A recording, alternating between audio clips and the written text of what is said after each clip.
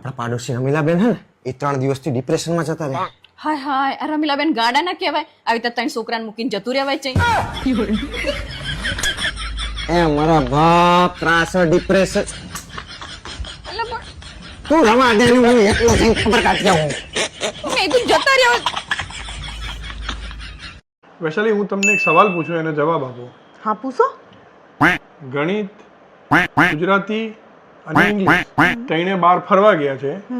ત્રણનો એક્સિડન્ટ થઈ જાય તો અંગ્રેજીમાં કહે હેલ્પ મી, ગુજરાતી કહે બચાવો બચાવો, ગણિતમાં શું કહેવાય? ગણિતમાં શું કહેવાય? નથી આવતો?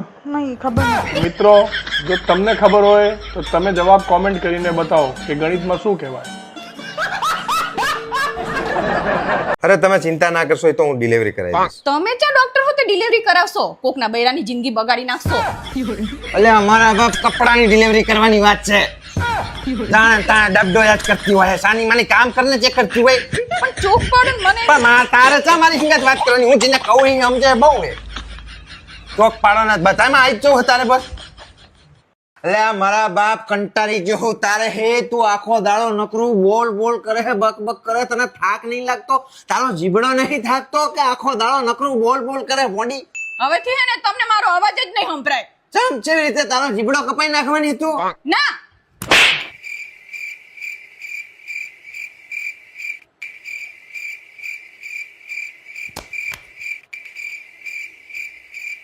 વિચારી જુઓ કે જો આખી દુનિયાના પુરુષોના મોઢા એક જ હરખા હોત તો શું થાત? તો શું થાય? જે ગેસ સિલિન્ડર નું થાય એ જ પુરુષોનું થાત.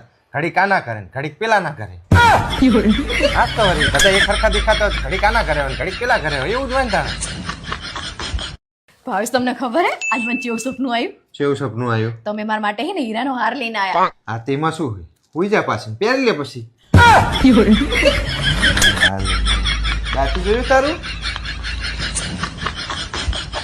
ખબર જે માણસ ચોરી કરે ને જીવનમાં એ માણસ ચોરી કર્યા પછી આખી જિંદગી ખુશ નહીં રહી શકતો.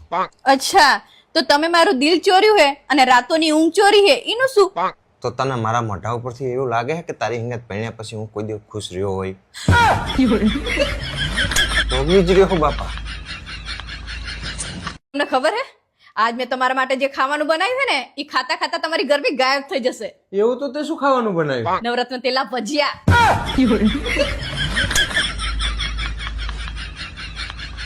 તું એકલી જ ખા, મારે નહીં ખાવા. મારા બાપ તું મને મારી નાખી સાવ તો ખવડાય. નવરત્ન તેલના ભજીયા ભારે ને તારા બાપાના ઘરે ભારે તા ભજીયા કોઈ દાડો ભારે ના હોય એવું કરો છો. એક તો બનાવું જ પાછા. નવરત્ન તેલના ભજીયા હોતા છે. ધીરી લટ